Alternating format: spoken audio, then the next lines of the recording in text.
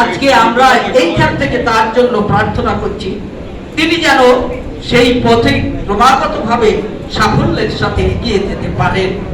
সুতরাং সেইটাই আজকের আমাদের প্রত্যাশা। আর আজকে যারা সাধু সন্ত মণ্ডলী, তাদের মধ্য থেকে অনেকে এসছেন। এখানে শ্রীমৎ চিন্ময় গদাধর দাস ব্রহ্মচারী এখন আসনে উপবিষ্ট আছেন। তো আজকে আমরা আপনাদের সবাইকে, আজকে যে সম্ভ্রান্ত উপস্থিতি, আপনাদের সবাইকে আমি বিনম্র শ্রদ্ধা, সপ্রীতির শুভেচ্ছা এবং শুভ নমস্কার জানাচ্ছি। আমি ধন্যবাদ জ্ঞাপন করব সভাপতির একটি ভিতরে কিছু এতক্ষণের আলোচনার মধ্য থেকে কিছু বিষয় তার ভিতরে থাকে, যেটা এই যখন প্রধান অতিথি এবং তিনি চলে যাবেন উদ্বোধক, তখন তো আর তারা সেই বিষয়টি নিলেন না। সুতরাং সেই দিক থেকে আমি যত কম পারি কমের মধ্যে শেষ করে দিচ্ছি। তা কি সম্ভব হবে? আচ্ছা, ঠিক আছে।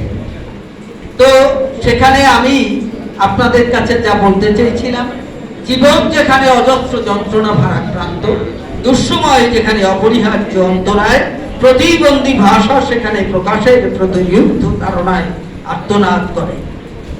আসলে আমরা কোনো আনন্দের মধ্যে সংগঠন করছি না, কষ্টে দুঃখেরা দেখেছি, নিত্য পাপেরে দেখেছি নানা ছলে, অশান্তির ঘূর্ণি দেখি জীবনের স্রোতে ফলে ফলে। সেই কারণেই কিন্তু কোনো আনন্দ সংগঠন আমরা করছি না। আমরা একান্তই কোনো রাজনীতিও করছি না। আমরা করছি কেবল সম্প্রদায়ের ভেতরে যে কষ্ট যন্ত্রণা আছে সেই যন্ত্রণাটাকে তুলে ধরার জন্য, এবং যন্ত্রণাটা যাতে উপশম হয় তার জন্য যতটুকু সম্ভব চেষ্টা চালিয়ে যাওয়ার জন্য। সুতরাং আমরা আজকে আমি অনেকটা দেখেছি যে যেভাবে কথা বলা, সেই কথার মধ্যে যা বলার কথা তা বলা হলো না, যা না বলার কথা তাই বলে ফেললাম, এরকমের হয়। সুতরাং সেই জন্য একটি কাগজ বোধহয় ওখানে ফেলে আসছি, আমি যে নোটটা রেখেছিলাম।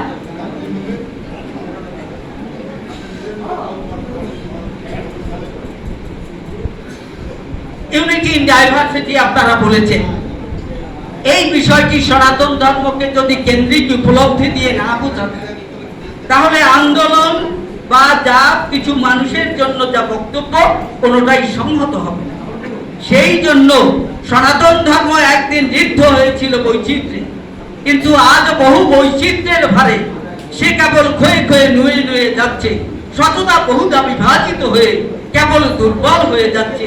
সুতরাং সেই কারণে বৈষ্ণব শৈব শাক্ত সৌর গানপত্য, ব্রাহ্মণ ক্ষত্রিয় বৈশ্য শূদ্র, এই বিষয়গুলো যদি অজ্ঞাত থাকে, নিজের কাছে উন্মোচিত না থাকে, তাহলে কিন্তু আমরা একীভূত হতে পারি না। সেই জন্য এই পরব্রহ্ম কি করে সেইখান থেকে এই বিষয়গুলো কেমন করে আসলো। শক্তিমান মহাশক্তি, শক্তিমান ছাড়া শক্তি থাকে না, শক্তি ছাড়া শক্তিমান হয় না।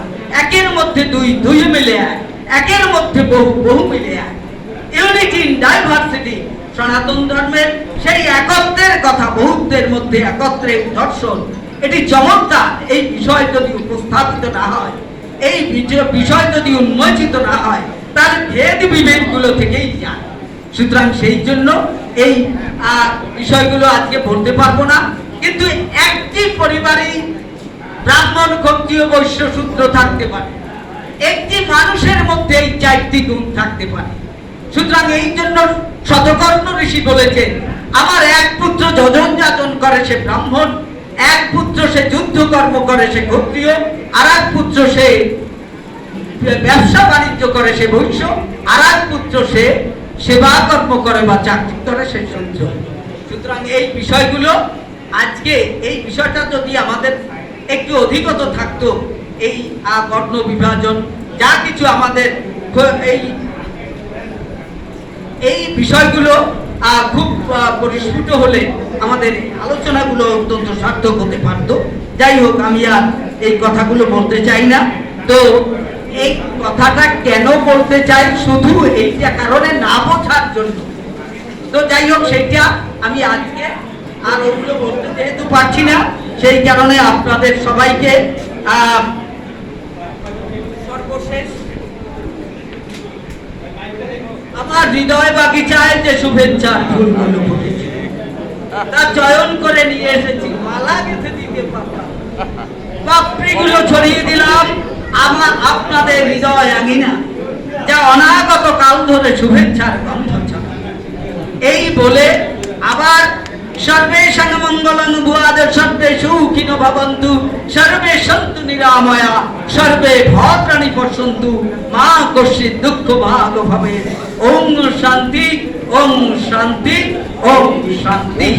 এই বলে আমার বক্তব্য এখানেই শেষ করছি। সবাইকে অজস্র ধন্যবাদ।